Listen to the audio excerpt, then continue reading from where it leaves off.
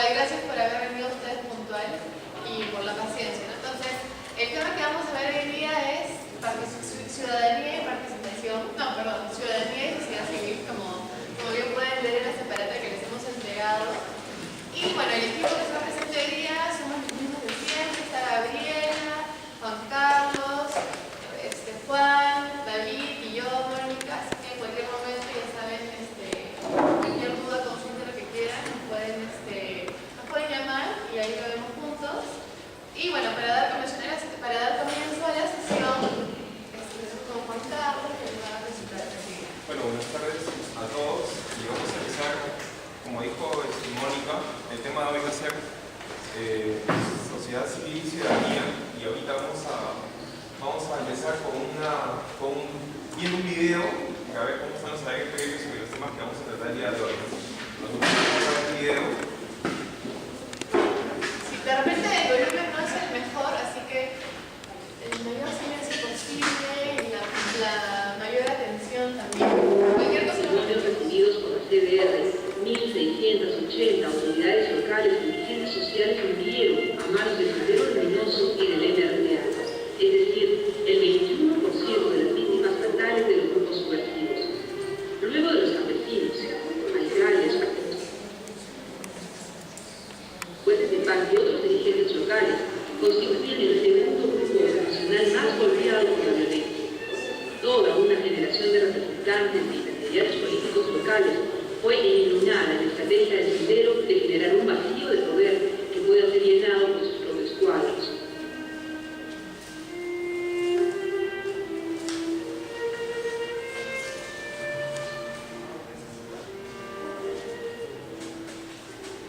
La pérdida de vidas no es el único saldo de la violencia. También desaparecieron estructuras sociales y de comunicación entre los ciudadanos y la confianza en organizarse y actuar públicamente. El Estado tiene ahora la tarea de recomponer toda esa estructura social.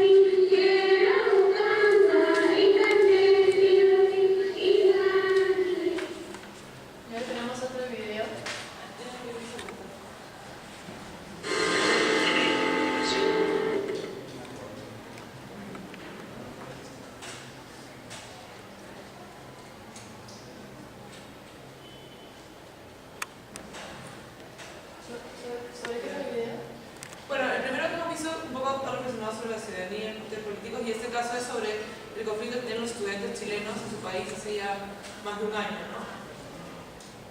A pesar de la amenaza de lluvia, son miles nuevamente los que salen a la calle a marchar. Son trabajadores, estudiantes,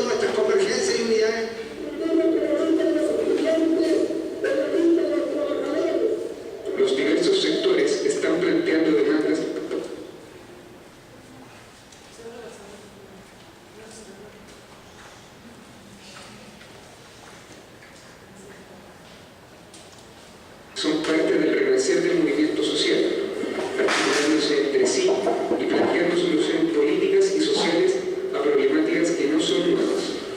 El año 2011 fue un año en donde en Chile empeoró la situación de derechos humanos. El caso de Manuel es el caso más grave, pero no es el único. Había un caso de tortura en las detenciones policiales, abuso sexual de menores de edad, también en las detenciones policiales. Por lo tanto, nosotros estamos luchando que no haya impunidad y hoy día el comité se está ampliando. Estamos formando una agrupación de víctimas de represión policial. La idea es juntar todos los casos para exigir que no haya impunidad y exigir que se acabe la justicia militar en Chile. Al fin Chile está despertando y se está dando cuenta de todas las injusticias que están pasando. Sin embargo, yo creo que todavía falta mucho que hacer, falta mucho para ponerse en el lugar del otro. Nosotros también vivimos experiencias de injusticia que lamentablemente muchas veces no son visibilizadas. Y yo creo que entendiendo esa injusticia que se está viviendo es porque también tenemos que ser parte de esto. Algunos ya decidieron un camino y plantean su alternativa. Aquí nosotros necesitamos que este movimiento llegue al poder, que llegue al gobierno, que llegue al parlamento, que llegue a las municipalidades, y eso se hace también participando en otros espacios de los cuales yo entiendo que muchos jóvenes hoy día tengan algún grado de desilusión y desconfianza, pero que hay que tomárselo. O sea, nosotros estamos por tomárnoslo en todas partes.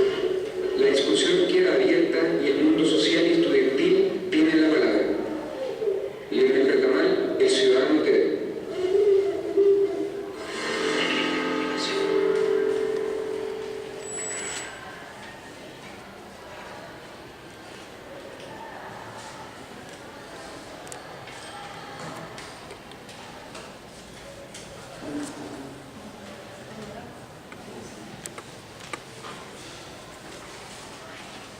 Luego de haber visto estos dos videos, uno sobre la realidad un poco nacional de lo que sucedió en la década de los 80 y la otra sobre el movimiento estudiantil de los jóvenes chilenos, acá les estamos presentando algunas imágenes y algunas agrupaciones de la sociedad civil, y la idea ahorita es que ustedes puedan relacionar estas imágenes y vean cuáles son las funciones, si conocen alguna de estas asociaciones civiles, cuáles son sus funciones, etc. Entonces, les voy a dar unos minutos para que las vean, un par de minutos, y de ahí les haré la segunda perspectiva. ¿Sí las pueden ver de atrás, no? Sí, las conocen algunas de repente, qué cosas hacen, o alrededor de qué temas de repente se han articulado. Aquí está, por ejemplo, Conferencia Episcopal, que no la ven detrás. Perú Antitaurino, Nadie nos paga, Acción por los Niños, la CGTP, el Movimiento Homosexual de Lima, Manuela Ramos, Luz Ámbar, Frente de Defensa Ambiental de Cajamarca, el Grupo Basta Ya, Cicloacción, el Movimiento Ciudadano para que no se repita, Colectivo Lava la Bandera, Transparencia, el Colectivo Dignidad. ¿Los conocían? ¿Algunos de repente? A ver, ¿alguno de ustedes que de repente comparte con los demás cuál conoce o sobre qué tema trabaja esa agrupación que conoce? Bueno, yo conozco Perú Antitaurino. Es una agrupación que tiene una página en la Facebook también que es muy conocida, muchas personas aquí incluyendo yo. Y ese colectivo se dedica a tratar de erradicar las corridas de toros, porque yo también comparto la idea de ellos. Es algo que no tiene nada de espectáculo, pues según ellos es un espectáculo tradicional, será muy tradicional y todo, pero no tiene ninguna base racional, podría decirse. Entonces, a eso es a lo que se dedica ese colectivo, por lo menos por ese lado. O sea, estamos viendo diferentes temas, ¿no? Por ejemplo, la CGTP, ¿quién no conoce la CGTP, no? A ver, por acá. Señor, ¿qué comparte con nosotros? La CGTP es un movimiento sindical nacional que agrupa casi todo el territorio nacional de Perú, dividido por regiones. Su sector es acá en Lima y por los trabajadores. Por los derechos de los trabajadores, digamos, ¿no? Y por ejemplo acá, Cicloacción. ¿Alguno de ustedes había escuchado esa organización? Tiene una bicicleta de lobo, no sé, ¿qué nos podemos imaginar si no la conocemos? ¿Qué creemos? ¿Qué se nos ocurre? Es un grupo de en Lima haya más espacio para las bicicletas, todavía han logrado que los domingos cierren el equipo, ¿no? En las mañanas. Entonces, después de lo que hemos visto, tanto en el video como en esas organizaciones, ¿qué cosas creemos que identifican? Primero, ¿qué cosas diríamos que son esas organizaciones? ¿Cómo las identificamos? Un grupo de personas que buscan un bien común, que buscan un objetivo. Y si le ponemos una etiqueta, probablemente, ¿cuál sería? Bueno, son unas organizaciones que en realidad serían sin fines de lucro, sobre todo, la mayoría pero siempre buscan perseguir un fin, alguna mejora, generalmente mejora en algún aspecto, o también brindar ayuda para algún problema. Por ejemplo, también la conferencia episcopal también, que yo sepa, brinda ayuda cuando hay conflictos sociales bastante. Entonces también se dedican a ese tipo de cosas generalmente. ¿Y cómo se brinda esta organización, digamos, esta exposición? O sea, ¿cuáles son los canales que utilizan? Que hemos visto un poco más quizás en el video de Chile, por ejemplo, ¿no? O sea, como que a través de qué medios, o recurriendo a qué es que ellos van logrando cumplir esos objetivos que ustedes dicen, ¿no? Ese fin específico que quieren que persiguen. ¿Tú qué opinas? Bueno, los medios o canales que pueden usar serían, primero en Chile usaron la protesta, pero puede haber medios legales, ¿no? A través de los medios denunciar, otro tipo de Pruebas. Sería esto, por lo menos Perú antitaurino hace marchas pacíficas frente a la que sería la Plaza de Armas. Ya, ¿y hay otras estrategias o no? ¿O otras mediaciones para dirigirse al Estado, por ejemplo? Incidencia. ¿Perdón? Incidencia política. Una incidencia política, ¿no? O las participaciones no convencionales. Por ejemplo, Transparencia hace un monitoreo de los medios de comunicación, de los procesos electorales en América Latina y acá en el Perú específicamente.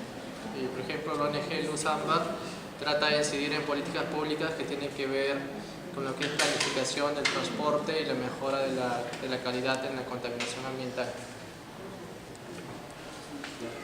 Como hemos visto, son varias organizaciones civiles, accionistas, que tratan de organizarse en diversas esferas, ¿no? Por ejemplo, que también en el área cultural, la CNTP, con movimientos sindicales, etcétera, etcétera. Y justamente eso es lo que va a tratar esta sesión de hoy, ¿no? El tema es sociedad civil y ciudadanía. Y cómo a partir de la sociedad civil nosotros vamos un poco generando ciudadanía, conociendo nuestros derechos y deberes, ¿no? como parte de la sociedad, ¿no? Entonces, a continuación vamos a exponer el tema que sería la sesión 4, de ciudadanía y sociedad civil.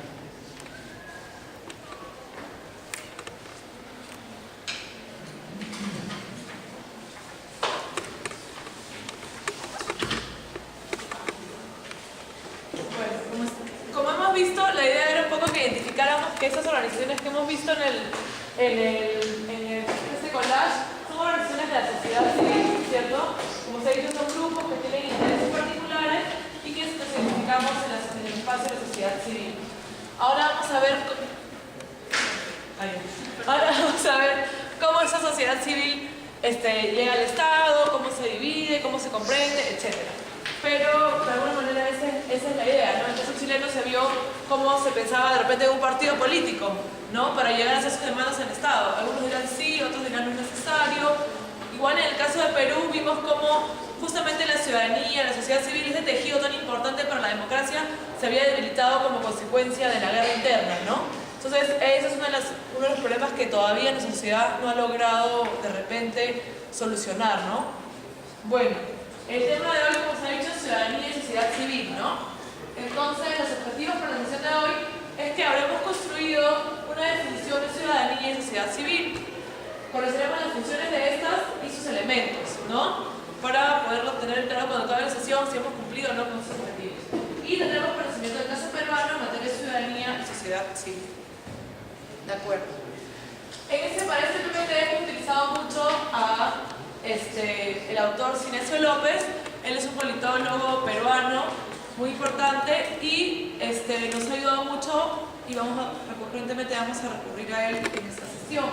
Para él, una definición, bueno, lo que no vemos, una definición mínima de sociedad civil sería la siguiente, perdón, de ciudadanía. El ciudadano es un individuo o comunidad de individuos con derechos garantizados por el Estado y con responsabilidades en la comunidad política de la que forma parte. ¿Todos pueden ver, más o menos? Ya. Entonces es un individuo o comunidad de individuos con derechos garantizados por el Estado y con responsabilidades en la comunidad política de la que forma parte. Como hemos visto ya a lo largo de este curso, siempre hay diferentes enfoques, ¿no es cierto? Hay un enfoque más liberal que considera al individuo, ¿no es cierto?, a la persona, y uno quizás más de tradición republicana comunitaria que ve el aspecto comunitario, ¿no? Eso lo vamos a ir desarrollando a lo largo de la sesión. Es importante que entendamos que la emergencia, o sea, el surgimiento de la ciudadanía supone una serie de procesos tanto históricos como sociales, ¿no? Sociales, culturales, los cuales vamos a desarrollar y que comprendamos que es un fenómeno que podemos rastrearlo a lo largo de varios siglos, la consolidación de la misma, ¿no? Entonces, no hay forma de sacar ese... No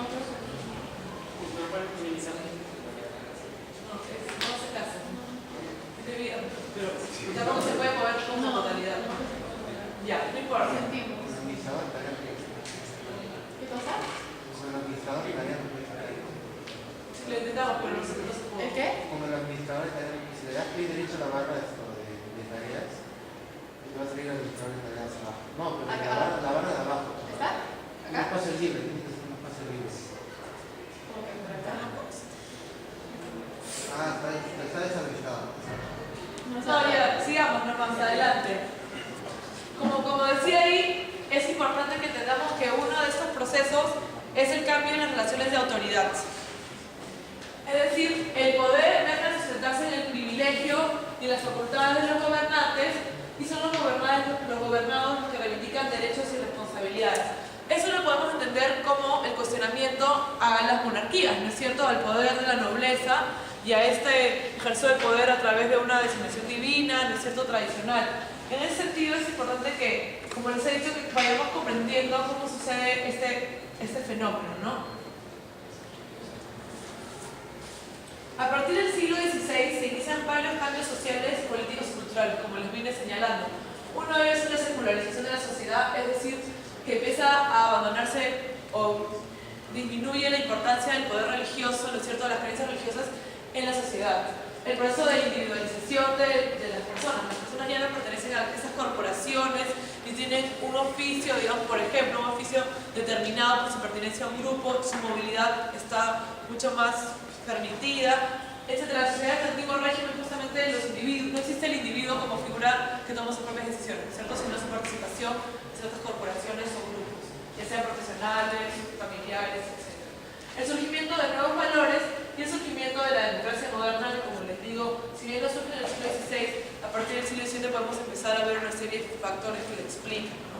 Yo por eso quería traerles a colación el caso de Gran Bretaña o Inglaterra. Como hemos visto, la tradición británica, ¿no es cierto?, eso es lo digo de manera oral, fue el primer país que cuestionó el poder monárquico, ¿no es cierto? En el siglo XVII se produjo una revolución por la cual surge la figura de un parlamento que no tiene los mismos poderes inicialmente, pero que se va fortaleciendo, ¿no? Entonces, de alguna manera, la emergencia de los comerciantes, ¿no es cierto?, que necesitan una serie de reglas de juego que no estén determinadas por el poder del rey, ¿no es cierto?, que el poder del rey no sea omnímodo, que no existan reglas que puedan exigirlos de alguna manera a esos individuos o grupos comerciales, es que hace que se produzca esa revolución, ¿no? Entonces, para muchos autores, justamente los poderes, digamos, el sujeto, los actores comerciales y mercantiles son los que dan inicio a este proceso por el cual se empieza a cuestionar el poder de esa autoridad, como hemos dicho, que viene por privilegio, ¿no? Y que empiezan a exigirse normas que puedan garantizar el desempeño comercial. Entonces, esta puede ser una explicación, no la única, del proceso británico, ¿no?, por el cual vamos minando el poder del rey. Surgen, como hemos dicho, los parlamentos, y por eso la tradición parlamentaria hemos dicho que tiene su origen en Gran Bretaña, que poco a poco se van fortaleciendo en el tiempo, no en el momento de la revolución, por lo largo de los siglos es un proceso largo, ¿no? Y cuando decimos el surgimiento de la democracia moderna, podemos identificarlo más en el caso de los Estados Unidos. Hemos dicho que Estados Unidos es una especie de figura inédita en nuestra historia en la medida que crea justamente la idea de un presidente, ¿no? Que es como una especie de monarca elegido. La posibilidad de que la sociedad pueda elegir a su gobernante es una tradición distinta, ¿no es cierto? Una tradición presidencial, como lo hemos venido diciendo, pero que nuevamente está haciendo emerger un sistema por el cual la autoridad y la soberanía se comprenden de otra manera. Entonces, esos procesos de la modernidad son los que explican la emergencia de la ciudadanía y la sociedad civil. Para nuestro autor Sinesio López, nuevamente, hay 4 elementos básicos que definen al ciudadano, ¿no? El ciudadano tiene que ser un individuo o conjunto de individuos relativamente autónomos. Es decir, no tienen relaciones de dependencia personal, lo que dijimos, no son siervos, no son esclavos. Es cierto, son individuos que se valen por sí mismos y que tienen que ser sujetos de derechos. Es lo que viene a decir en el segundo caso. Son individuos con derechos versus un individuo con responsabilidades en sociedades premodernas, ¿no? En tercer lugar, esos derechos tienen que ser garantizados por el Estado. Son garantías constitucionales, organizativas e institucionales para concretarse. Es decir, deben existir esas garantías constitucionales para que la ciudadanía pueda ser ejercida. Y finalmente tiene que pertenecer o tener membresía de una determinada comunidad, que para Sinesio López se entiende como nacionalidades. Entonces, como siempre, hemos visto que hay diferentes enfoques para tratar esos temas y vamos a señalar los 3 principales que hemos venido trabajando en el curso, ¿no? El liberalismo concibe el ciudadano definido por los derechos de su libertad individual. Es necesario que éste sea defendido frente al Estado y las arbitrariedades del Estado. Nuevamente está el tema de la ley, ¿no? El surgimiento de la ley para defender, digamos, el individuo sujeto de derecho para defenderse frente al Estado, ¿no? Obviamente sus derechos de libertad individual, de propiedad, etc. La tradición republicana plantea que el ciudadano se realiza a través de su compromiso a favor del bien común y la participación en la dominación. Y en la tradición comunitaria se busca el retorno al compromiso del ciudadano y sus virtudes, las mismas que se fomentan a través de la cultura política y la democracia directa. Es decir, donde hay una participación más activa y directa del ciudadano en el proceso de democracia.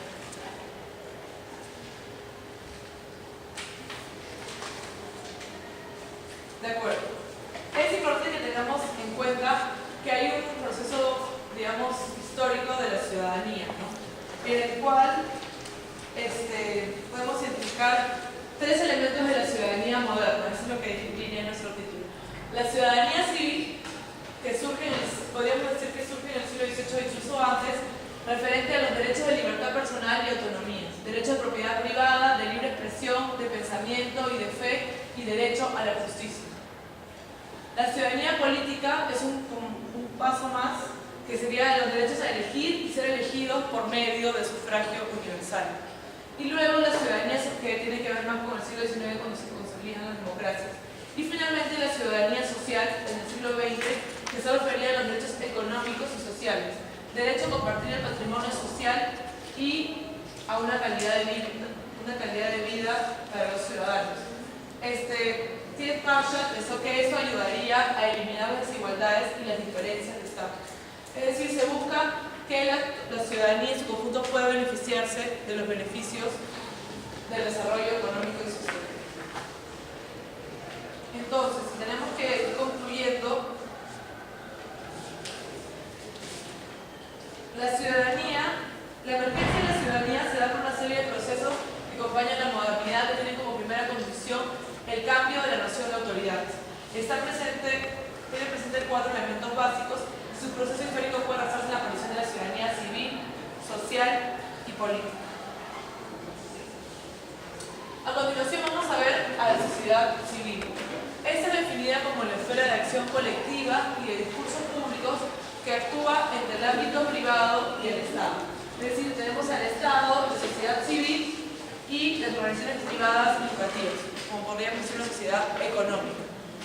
Para un autor que vamos a abordar mucho en este curso, que es, bueno, 2 autores, Cohen y Arato, la sociedad civil requiere una serie de condiciones, ¿no? En primer lugar, la existencia de un complejo constitucional que garantice un sistema de derechos fundamentales: derecho de asociación, asamblea, prensa, privacidad.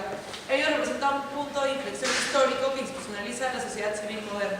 Como hemos dicho, efectivamente, lo planteamos cuando vimos los 4 elementos que planteaba Sinesio, es el sistema de derechos fundamentales, ¿no? Eso es importante, es decir, que un individuo tenga derechos, el derecho a la libre asociación, a la libertad de expresión, para que pueda ejercer su ciudadanía y exista una sociedad civil. Y como segunda condición, se necesita una sociabilidad moderna, es decir, una forma de relacionarnos entre nosotros moderna, que es un poco lo que hablamos de nuevos valores culturales que surgieron, ¿no? Basados en el principio de asociación libre y voluntaria, en la igualdad de derechos entre sus miembros que permitan formas de acción colectiva, independiente y autolimitada. Es decir, supone la existencia de sujetos iguales, ¿no es cierto?, con iguales derechos, para poder entablar un diálogo, un debate en sociedad civil. Algunos autores prefieren dividir a la sociedad civil en sociedad civil y sociedad política. La sociedad civil se entendería como la generación de influencia mediante la actividad de asociaciones democráticas y la discusión. Y la sociedad política se entendería como sociedad del Estado. Incluyen los partidos políticos ya que estos se orientan a la obtención de cargos públicos. ¿De acuerdo? Entonces serían organizaciones que buscan influenciar, incidir a través en la sociedad y en el Estado, ¿no? Corrientes de opinión. Y la sociedad política sería esta forma organizada a través de los partidos políticos, ¿no? Entonces, si pudiéramos establecer un esquema, podríamos decir que la sociedad civil, a través de la sociedad política o la sociedad económica, busca influenciarse en el Estado. ¿A quiénes podemos identificar con la sociedad política? Como hemos dicho, a los partidos políticos, por ejemplo, ¿no es cierto? Y incluso al Parlamento. Y en la sociedad económica también identificamos a los sindicatos, a las asociaciones de empresarios, en este caso, por ejemplo, a las diferentes asociaciones que tiene el Perú, ¿no? Etc. Y tenemos al Estado. Entonces, finalmente, la sociedad civil, ese espacio de acción colectiva, es intermediado para llegar al Estado por la sociedad política y la sociedad económica. Entonces, para estos autores que hemos planteado, la sociedad civil es, nuevamente repito, una esfera de interacción social entre la economía y el Estado. Está compuesta por la esfera íntima, la familia, la esfera de las asociaciones voluntarias, los movimientos sociales y las formas de comunicación pública. Es importante que entendamos que el concepto de sociedad civil se ha ido ampliando con el tiempo y nuevos actores han surgido o se encuentran de alguna manera dentro de ella. Justamente como lo que hemos visto en el video, por ejemplo, los movimientos sociales, ¿no? Y incluso temáticas nuevas. El movimiento estudiantil es algo relativamente reciente, quiero decir, segunda mitad del siglo XX, los movimientos de mujeres, los movimientos indígenas, etc. Es decir, la ciudadanía y la sociedad civil se han ido ampliando para incluir a otros grupos, ¿no? La sociedad civil se crea por formas de autoconstrucción y automovilización, es decir, los mismos ciudadanos se organizan para poder llevar a cabo o para poder expresar sus intereses, ¿no? Sin embargo, se requiere la acción independiente e institucional. Si bien se requiere institución independiente y institucionalización para la reproducción de la sociedad civil, es decir, necesitamos que tenga un carácter independiente, pero a la vez que pueda ser institucionalizada para que ésta pueda tener una vida y recurrencia para la reproducción de la sociedad civil. Antes de eso quería pasar a hacer una pequeña diligencia. Ahí tampoco se puede ver. Hemos hablado justamente de la sociedad civil y de la ciudadanía, pero sabemos que, por ejemplo, grupos como las mujeres no han estado incluidos dentro de la ciudadanía hasta recién los mediados del siglo XX, por lo menos en el caso peruano. Entonces, esto ha despertado muchas reflexiones en diferentes autores, ¿no? Yo no voy a poder agotarlo, ni mucho menos, simplemente estaba trayendo un ejemplo, ¿no? Por ejemplo, que es uno de los autores que de alguna manera cimenta esta diferenciación, ¿no? Hegel, como conocemos, es un filósofo alemán, quien planteó que es el trabajo asalariado el que sirve como clave para otorgar la categoría de ciudadano a los individuos e incluirlos dentro de lo que conocemos como la esfera pública. De esa manera, este autor exhibe a las mujeres de la ciudadanía y las ubica en otra esfera, con diferentes fundamentos y principios, la de la familia y lo privado. ¿Qué quiere decir? La esfera pública sería la esfera, ¿no es cierto?, que discute los asuntos públicos, ¿no? Y la esfera privada, aquella que discute los asuntos de interés privado que muchas veces están asociados a la familia. ¿Cuál es el problema? Que en primer lugar, obviamente se ha identificado cada una de esas esferas con los hombres y las mujeres. Y efectivamente ha dejado fuera por mucho tiempo a las mujeres de la cuestión pública. Esto hoy en día ha variado hasta tal punto que se cuestiona que existe esta dicotomía entre esfera pública, que es el espacio de la sociedad civil de lo público, y una esfera privada. ¿Por qué? Porque muchos problemas que vivimos dentro de la familia o dentro de la esfera privada son en realidad públicos. Por ejemplo, el control de la natalidad, la violencia hacia la mujer, etcétera, ¿no? Porque muchas veces el Estado se mete, entre comillas, dentro de la esfera privada a la hora, por ejemplo, de garantizar o no garantizar el control de la natalidad, los dispositivos de anticoncepción, etc. Entonces, hoy en día esta diferenciación tan cerrada entre esfera pública y privada está siendo cuestionada muchísimo. Y autores sobre todo que han imaginado una esfera pública homogénea, como es el caso de Habermas, ¿no? También está siendo cuestionado, porque efectivamente hay diferentes actores dentro de la esfera pública que no es efectivamente una esfera de iguales, ¿no? Entre comillas. Entonces, ¿cuáles son las funciones y las principales características de la sociedad civil? Sus funciones y principales características dependen de la tradición política de lo que surge. Para la tradición liberal, en el siglo XVII en Inglaterra, que sigue la propuesta de John Locke, la sociedad civil es un espacio libre al Estado. Libre porque es plural, se autorregula y es autónomo y contribuye al proceso civilizador. Para la tradición republicana, que surgió en el siglo XVIII en Francia, es el espacio donde se aprende a anteponer el bien común a los intereses individuales. Es el espacio donde se practica la virtud ciudadana de manera organizada, impide que la sociedad se debilite. La tradición democrática del siglo XVIII de Estados Unidos plantea que la sociedad civil es la base de la democracia, ya que todos participan en la toma de decisiones, un pueblo soberano. Se transmiten los valores democráticos y socializa a cada uno de los integrantes. La cuarta tradición, que es una especie de mezcla en la que hemos venido diciendo, que se identifica como el ámbito público, que identifica la sociedad civil como el ámbito público libre. Entonces, en el siglo XX, tanto en Europa y en Estados Unidos, se considera la sociedad civil como una caja de resonancia que recoge y amplifica las demandas de la sociedad. Esto es lo que entendemos hoy en día como este concepto, ¿no es cierto?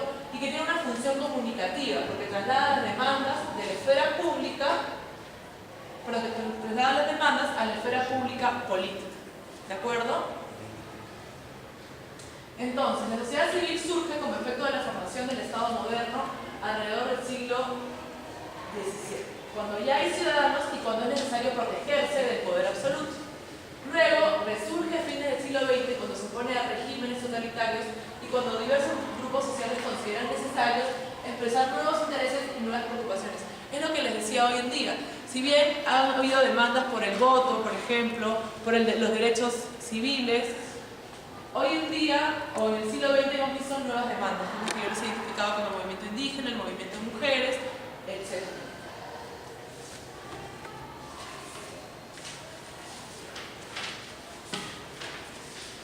Luego tenemos que ver que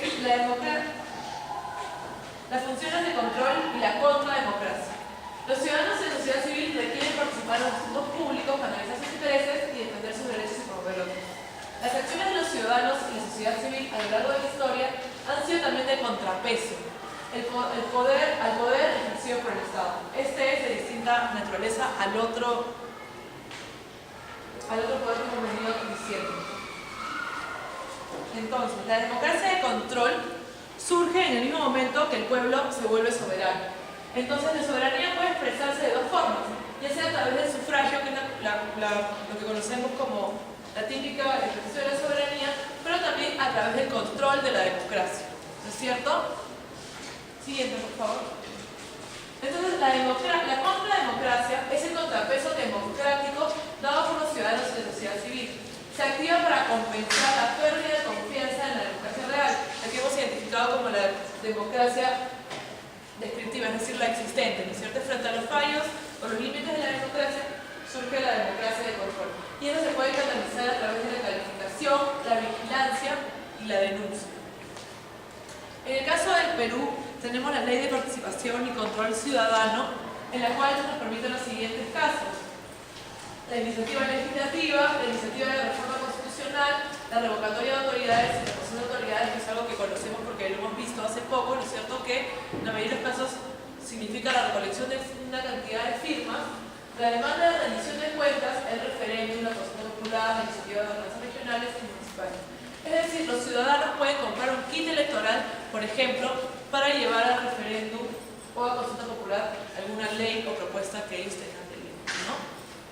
Entonces esas son las posibilidades que nos ofrece la ley de participación y control ciudadano.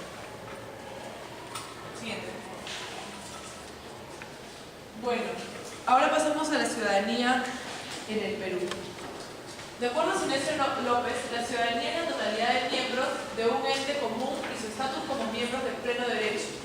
¿No es cierto? Es decir, tienen que ser miembros de pleno derecho, lo cual se evidencia en la nacionalidad, en su pertenencia, como dijimos, a una comunidad que para este autor se entiende como la nacionalidad. Entonces, en el Perú la desigualdad y la pobreza impiden que un sector importante de la población sea ciudadano pleno con acceso a recursos y ejercicio de sus derechos. Es decir, hay un importante número de personas que no pueden acceder tanto a recursos como a ejercer sus derechos de manera plena y de manera igual con los otros ciudadanos. Por eso es que para este autor hay un carácter inacabado en el proceso de la formación de la ciudadanía, pero es decir, aún no ha concluido, ¿no? Y esa diferenciación de la formación de ciudadanía se debe a la desigualdad que hemos mencionado. Algunos peruanos son más ciudadanos que otros por el acceso desigual a los derechos civiles, políticos y sociales. Ya sea cuando, por ejemplo, no se les consulta sobre qué cosas pueden realizarse en su territorio, cuando no forman parte de la deliberación política, ¿no? Ello da lugar a la formación de brechas ciudadanas, tanto de carácter social, regional, rurales, urbanas, de género, entre hombres y mujeres y étnicas, ¿no? Seguimos con la ciudadanía en el Perú. Las organizaciones de sociedad civil en el Perú. Las organizaciones de la sociedad civil moderna surgen a fines del siglo XIX y principios del XX en el proceso de proletarización y profesionalización. Es decir, ya incluso a mediados del siglo XIX en el Perú empiezan a surgir las primeras asociaciones civiles acerca de diferentes temáticas, ¿no es cierto? Y se van consolidando más hacia el inicio del siglo XX. Tiene que ver justamente, como hemos dicho, con el surgimiento de los nuevos sectores, por ejemplo, los trabajadores, y también con la consolidación de ciertas profesiones, ¿no es cierto? Entonces, para este autor también hay como una tardía aparición de la sociedad civil en el Perú, ¿no? Las demandas, para este autor también, las demandas de los derechos sociales y políticos fueron simultáneas, es decir, no se dieron, como mencionamos en el otro proceso, ¿no es cierto? Primero las civiles, luego las políticas y finalmente las sociales. En este caso fueron contemporáneos, ¿no? Y otra cosa que se reconoce en el texto que les hemos entregado es que aún con una densa trama organizativa existe una baja articulación más allá de lo local y lo sectorial. Es decir, de alguna manera la sociedad civil debe buscar justamente articular intereses y ser capaz de llevarlos al Estado, ¿no? Sin embargo, en el Perú, si bien pueden existir muchas organizaciones de la sociedad civil, no hay una capacidad de articulación y de llevar estos problemas en la esfera pública nacional y finalmente al Estado, ¿no? Nosotros podemos identificar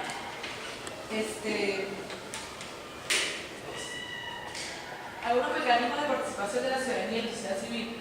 En el caso del ámbito escolar podemos identificar los municipios escolares. En el ámbito universitario podemos identificar el gobierno de las universidades y la participación estudiantil. Y en el ámbito nacional, la ley de control y participación ciudadana que hemos mencionado, y no solo ello, por supuesto. Entonces, para concluir, la ciudadanía y la sociedad civil son actores que surgen en el periodo moderno. Son la parte de la sociedad que se relaciona con el gobierno y las demás esferas de la sociedad política y económica para el reconocimiento de sus derechos. Sí. La ciudadanía presenta 4 elementos básicos y su proceso histórico puede rastrearse en la aparición de la ciudadanía civil, política y social. La sociedad civil se entiende como la esfera de acción colectiva y de discurso público que actúa en el ámbito privado y el Estado.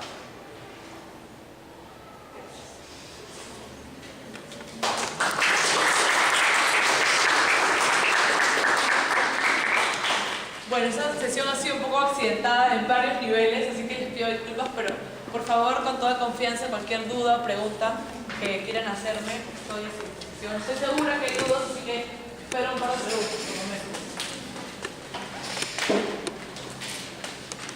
¿Sí? ¿Alguna duda? ¿Quedó claro el concepto de esfera pública? Que creo que es algo que podría plantear ahorita. La sociedad civil se relaciona de manera difusa e indirecta con el Estado y el mercado. La esfera pública remite a un conjunto de redes comunicacionales en la cual una multiplicidad de públicos, asociaciones y movimientos ciudadanos intenta influir en la opinión pública sobre un tema particular. La capacidad de movilizar convicciones, como diría Habermas, ¿no? Y el éxito dependerá de los recursos, el prestigio del grupo y la habilidad para dar visibilidad al mensaje. ¿Es cierto? Es decir, la capacidad que tenemos de hacer llegar nuestros intereses al espacio público. Pero como hemos dicho, la esfera pública ha sido muchas veces identificada como un grupo homogéneo, en parte porque un autor como Habermas, un autor europeo, pero nosotros desde América Latina, desde nuestros contextos, tenemos que pensar que nuestra historia es diferente, ¿no? Pero por favor, adelante con ciudadanía, sociedad civil. ¿No? ¿De verdad no hay ninguna duda? Por favor. De contrademocracia. Perdóname. Aclarando de contrademocracia. Ya, dijimos de alguna manera en este PPT sobre la soberanía, que muchas veces nos olvidamos que la participación política, ahí está, el siguiente, que de alguna manera nos olvidamos que la soberanía, ¿no es cierto? Es decir, la soberanía del pueblo, el ejercicio del poder, que de alguna manera se emplaza en nosotros y nosotros delegamos, está compuesto no solamente por el sufragio, es decir, nuestra delegación del poder a la autoridad, sino también por nuestra capacidad de controlar a esa autoridad, ¿cierto? Entonces la democracia de control es precisamente, por eso se le llama contrademocracia, entre comillas, porque tenemos a la democracia y al buscarla controlar estamos no cuestionándola, sino tratando de ver las limitaciones que ésta tiene, ¿no? Entonces, por eso es que se plantea que ese contrapeso democrático dado por los ciudadanos y la sociedad civil, porque si nosotros entregaríamos, ¿no es cierto?, nuestra soberanía ya sea el presidente como nuestras autoridades, y no tendríamos ningún tipo de compromiso más allá de entregar este poder, ¿no es cierto? Sin embargo, la ciudadanía tiene la capacidad de controlar a la democracia, ¿no? Entonces, ser activa para comenzar la pérdida de la confianza en la democracia. Y eso de alguna manera se ha dado más en los países, o sea, es un proceso también relativamente nuevo, ¿no? Porque justamente frente a las limitaciones de la democracia y para poder fomentar la participación de la ciudadanía de una manera más activa y más constante, es que surgen leyes como la que se ha propuesto, donde los ciudadanos de manera organizada pueden revocar a sus autoridades, pueden plantear leyes, etc., ¿no? Incluso en algunos países pueden revocar presidentes, cosa que en este país no se puede, ¿no? ¿Esto qué es? Aumentar la bueno, para los politólogos, Guillermo Donde es uno de los autores que trabajó el tema accountability, que implica justamente el control, ese contrapeso que tienen que tener los ciudadanos para con la democracia. Y Pierre Rosanvallon, que es también politólogo, que es un sociólogo, trabajó un libro de la contrademocracia, trabajó justamente esta cuestión de contrapeso democrático que tienen que tener los ciudadanos. Si tienen alguna explicación. ¿Alguna otra pregunta? ¿No? ¿Seguros? Por favor. Si podrías aclarar lo de eso de comprar los kits para hacer referentes o ponerle cualquier cosa que sea. Sí, en realidad en la OMP cualquier ciudadano puede acercarse a comprar un kit. Por ejemplo, de la revocatoria. No sé si recuerdan que para el caso de Susana Villarán había como 4 kits más o menos, ¿no?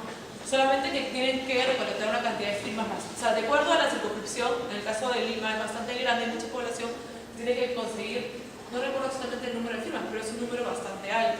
En cambio, por ejemplo, en distritos del Perú, que son de población pequeña, conseguir las firmas es un tanto más fácil, ¿no? Y para revocar las autoridades.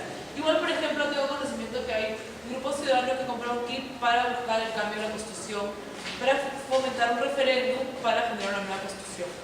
Entonces, esas personas se acercan a la OMP, compran el kit y empiezan a recolectar las firmas, donde en la parte superior se indica claramente, por ejemplo, también las personas que buscan antitaurinos, ¿no? También quieren una ley para prohibir la corrida de toros. Entonces plantean esa iniciativa, eso sería más una iniciativa legislativa. Tienen una iniciativa legislativa, sus planillones, y se acercan a la población a recolectar sus firmas. Tienen que lograr un mínimo de firmas, como les digo, en el caso de plantear un referéndum de la misma forma. Entonces, en realidad sí, cualquier ciudadano puede tener una iniciativa. La dificultad está obviamente en la recolección de firmas. Entonces, si tú no eres una organización, ¿no? Si no eres un individuo, es mucho más difícil que lo logres. Pero una organización, ya sea un partido político, una organización de la sociedad civil, puede en algunos casos lograr esta firmas para lograr el progreso. Entonces, revocatoria o referéndum.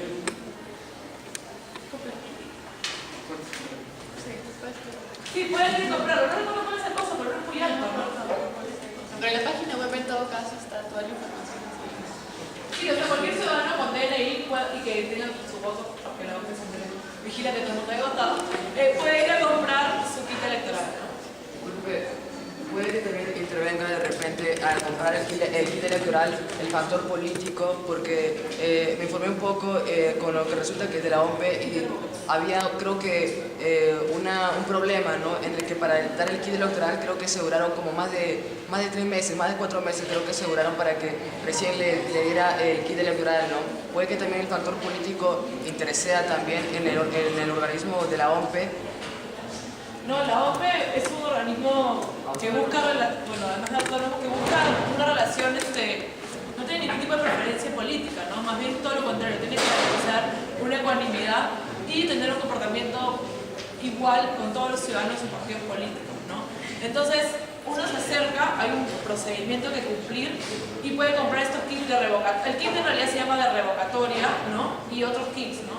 Efectivamente hay fechas para presentarlo, esto está explicitado en la ley. Por ejemplo, en el caso de revocatoria ustedes saben que no se puede realizar en el primer año de gobierno, sino en el segundo, ¿no? Entonces hay una serie de normas, pero sí es posible realizarlo. Entonces yo descartaría de plano que de parte de la OMP hubiera algún tipo de preferencia. Lo que sí es que podemos discutir, y no es el momento, pero sí la revocatoria como una ficción, ¿no? Porque mucha gente sí habla de que la revocatoria puede tener un correlato específico en cada localidad. Entonces, ese es un tema discutible, pero es una de las posibilidades que tenemos dentro de la democracia de control, ¿no? Bueno, ¿otra pregunta más? Pero creo que en este caso, incluso la misma ley dice que en el sistema electoral peruano no solo interviene la OMP, sino también la RENIEC y el Jurado Nacional de Elecciones. Entonces, por lo cual, esos plazos no solo involucran a la OMP, sino también involucran a estas dos entidades que también trabajan de forma autónoma y neutral, ¿no? Es por eso que no solo le compete a una sola institución. Muchas gracias. Bueno, entonces de no haber más preguntas, pasaríamos al trabajo aplicativo.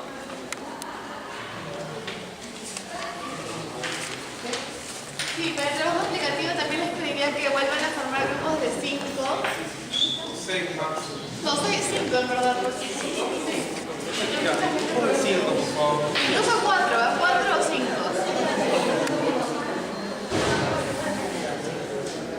Le vamos a crear, cada uno de ustedes va a ser un actor y va a tener que hacer un pequeño sociodrama, es decir, una pequeña actuación en la cual interpreten lo que consideran que mayormente caracteriza a este actor que hemos identificado, ¿no? Entonces, hemos identificado tantos actores que consideramos dentro de su universidad podríamos hacer un paralelo entre la sociedad civil y la sociedad política. Y lo que podríamos llamar el Estado entre comillas, ¿no? Tratando de hacer un paralelo con la realidad de lo que vimos dentro de la universidad. ¿Este es el grupo?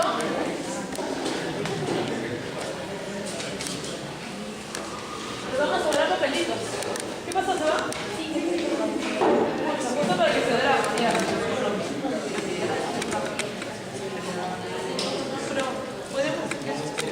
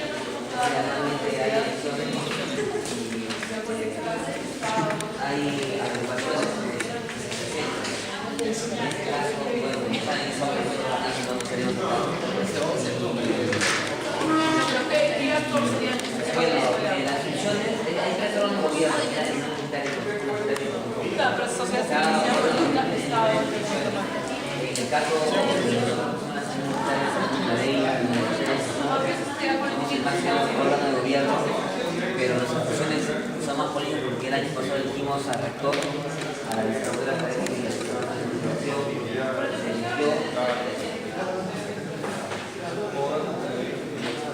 vicerrector de la literatura académica y vicerrector de ahí, en diciembre, creo que eso sí que ya es más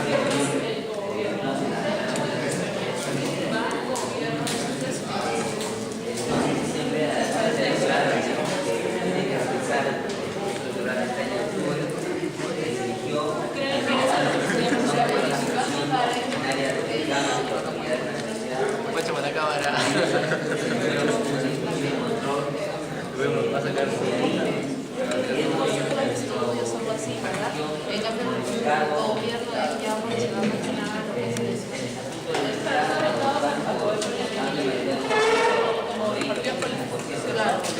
entonces a veces estudiantiles no necesariamente, pero eso no significa que no sea política, ¿cierto? Sino que no están orientados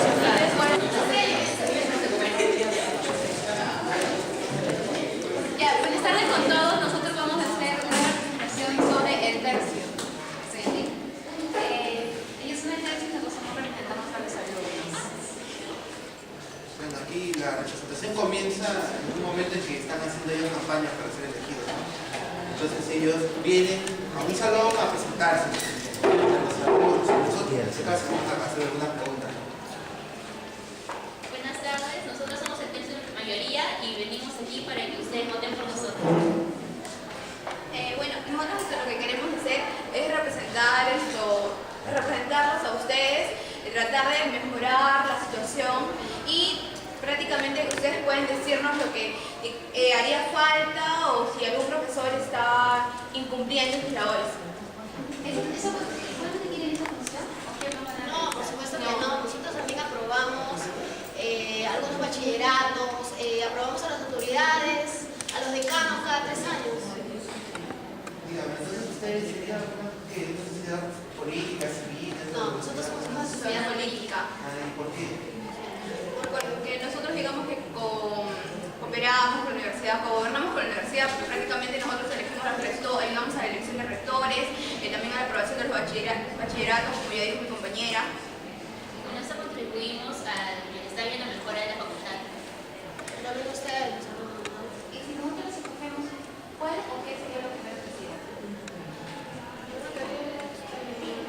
Bueno, atender sus quejas, atender las cosas que ustedes quieren, o sea, ustedes nos dicen las sugerencias, atenderlos, representarlos ante la asamblea, a ustedes, los alumnos, de la mejor manera, ¿no? De otra forma, cualquier problema que tengamos, podemos ir con ustedes. Claro, pero pueden recurrir a nosotros prácticamente, por ejemplo, si por algún acto de corrupción que ustedes puedan denunciar, por ejemplo. Ustedes no tienen que tener miedo, porque solo verdaderamente tenernos confianza y decirnos qué nosotros podemos hacer para ayudarlos. Tienen que ser valientes. Ustedes son nuestros. Por supuesto, somos para servirnos.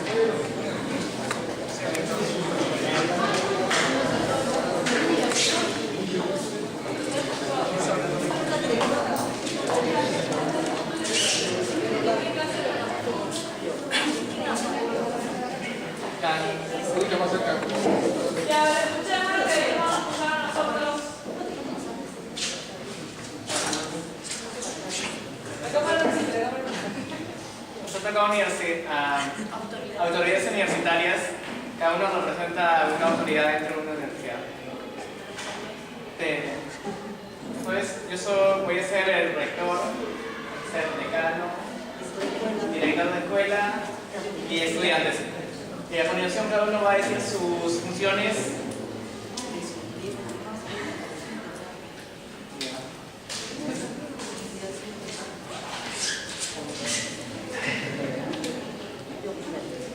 Bueno, usted es la directora de estudiantes. bueno, yo soy alumna y estoy viniendo a reclamar, a dar mis quejas, y el profesor Manrique viene fuera de hora, viene, nos entrega solamente una semana, no cumple con sus horas, y bueno, queremos mejor calidad de profesores. Bueno, yo vengo a reclamar las constancias, que hace una semana estoy solicitando y no me entregan constancias, y también sobre generación de matrícula, que no veo respuesta en eso. Por favor, señorita, necesito mi generación de matrícula.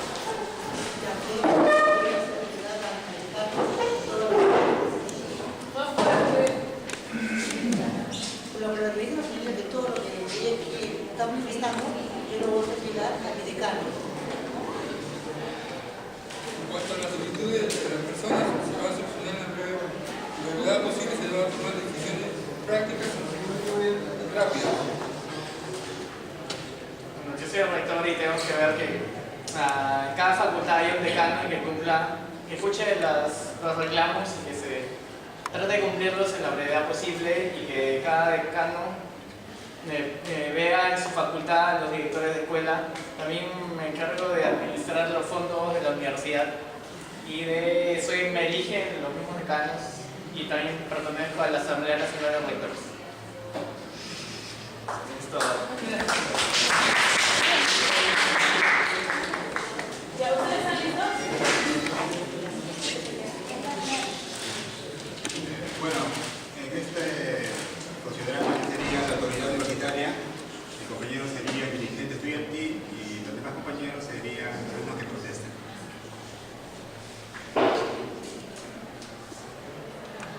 Bueno, para comenzar, como autoridad, ¿no? Quisiera más que todo poner en voz que también los estudiantes se deben organizar, ¿no? Y que tienen también la voz y también van a tener el poder de poder organizarse y llevar a cabo el fin. Y más que todo, esta petición que se está reclamando y esta organización se debe a que hay problemas, más que todo en el presupuesto educativo de la Facultad de Derecho, tomando en cuenta que los estudiantes tienen demasiada zozobra en cuanto a que se resuelvan los problemas, siendo esa molestia estudiantil. Por ello también es importante que haya democracia estudiantil y es importante también que sus voces sean escuchadas, ¿no? Y bueno, lo que se reclama es que los estudiantes han podido llegar a un consenso en cuanto a todos los problemas que tienen y han podido entablar, ¿no? La síntesis de todo ello es que primero que haya un presupuesto educativo mayor al que hay ahora, ¿no? Ya que como se sabe no hay tantas salas o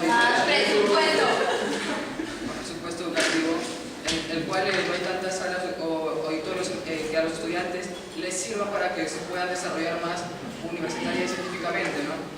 Siendo esto que también los estudiantes reclaman con total fervor para que ellos se puedan resolver de forma inmediata, y siendo que también los universitarios, ¿no? También se quejan bastante del bienestar universitario, de la calidad que un estudiante tiene que tener en una universidad pública gratuita.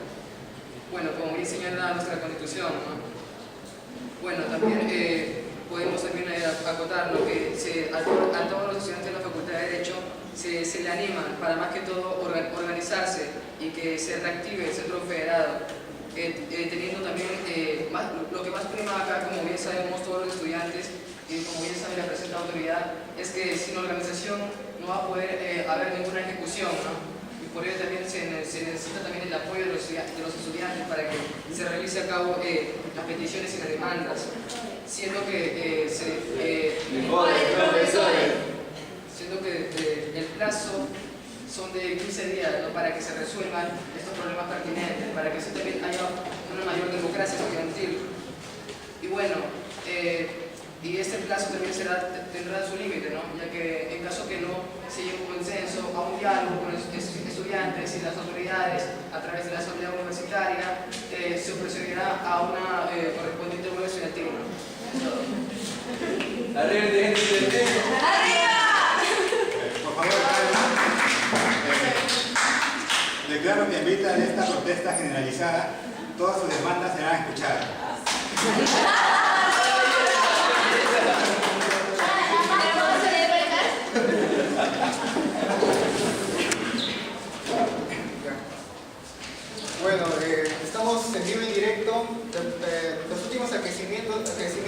paro por parte del sector educativo, exigiendo mejoras en su condición laboral, entre otros. Y acá tenemos, ante el cese de labores de los docentes, hay una reunión entre el representante de la SUTEP, el Sindicato Unitario de Trabajadores del Perú, y el representante del Ministerio de Educación. Frente a la aprobación del pliego presupuestario para el año 2013, en este caso el tema de educación, el presupuesto, este año se va a reducir nuevamente en unos puntos porcentuales debido a que se da más prioridad el gasto a otros sectores, como el gasto de salud y lo que es armamento. Bueno, el tema principal que usted comete en primer lugar es una preocupación nacional, el paro, porque no solamente le está afectando a nivel nacional a todas las provincias y la educación en nuestro gobierno es algo primordial. Respecto a eso, lo que nosotros vamos es a tomar todo su pliego de reclamos, llevarlo a la mesa donde todos nos vamos a reunir, especialmente con el Ministerio de Economía, para definir los mecanismos y todo lo que necesitamos para aumentar el presupuesto y tener un mejor ambiente de trabajo para ustedes y también para la gente del Perú, que es importante en nuestro gobierno.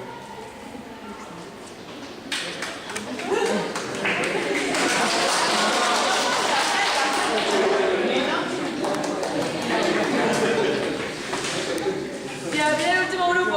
Vamos.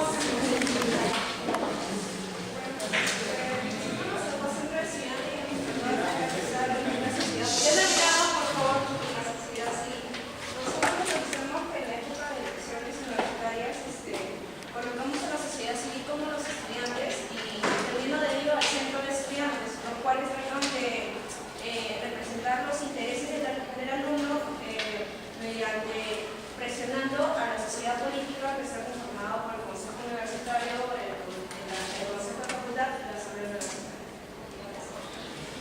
Bueno, yo como Consejo Universitario nos reunimos una vez al mes. Estamos conformados por 10 estudiantes, por el decano, por los decanos de cada facultad, por los vicerrectores y por la máxima autoridad que es el rector. Nosotros, el Consejo Universitario tiene como finalidad rectificar los acuerdos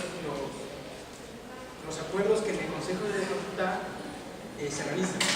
El Consejo Universitario es el Tribunal de Honor y el periodo de los alumnos dentro del Consejo es hace un año. Y el de los decanos, rectores y vicerrectores depende del cargo que Buenas tardes. Nosotros como Consejo de Facultad, parte del órgano de la facultad, nos compete aprobar las plazas presupuestarias de los profesores, aprobar los grados académicos y vacantes anuales. Esta parte de la organización de la facultad está conformada por 12 profesores y 6 estudiantes.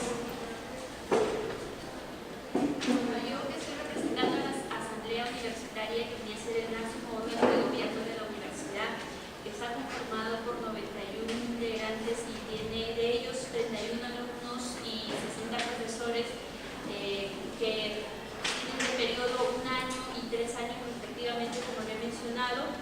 Tienen como finalidad elegir al rector, el comité electoral y a la comisión de inspección. Gracias. Solamente para reflexionar, como hemos visto, la sociedad civil y la sociedad política, ¿no? En algunos casos la sociedad civil puede intermediar directamente con el Estado, no puede ir directamente al Estado, ¿no? Como cada vez los estudiantes pueden ir directamente con el decano, dependiendo de sus estrategias y sus fuerzas, y otras veces buscarán alianzas o devenir en una organización política, por ejemplo, ¿no es cierto? O un partido político. Entonces, estas cosas las vamos a ver, la próxima sesión vamos a ver partidos políticos y vamos a ver cómo son diferentes dinámicas, pero de alguna manera siempre pueden buscar o no relacionarse, ¿no? Entonces los esperamos en la próxima clase, esperemos que sea puntual y que todo se desarrolle de la mejor manera. Muchas gracias por